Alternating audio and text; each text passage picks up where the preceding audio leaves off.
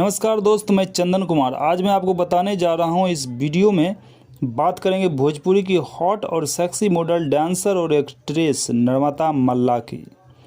नम्रता मल्ला Bhojpuri industry में एक ऐसा नाम है जो इंटरनेट पर सबसे ज़्यादा सर्च किया जाता है, और ये सर्च करने का सबसे बड़ा कारण है बहुत ज़्यादा हॉट और सेक्सी गाना।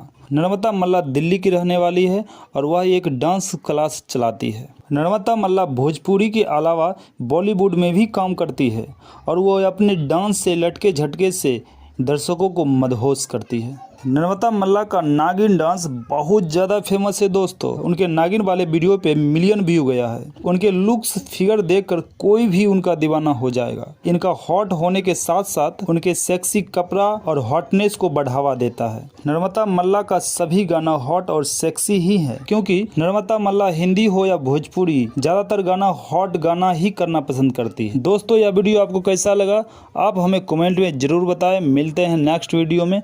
धन्यवाद।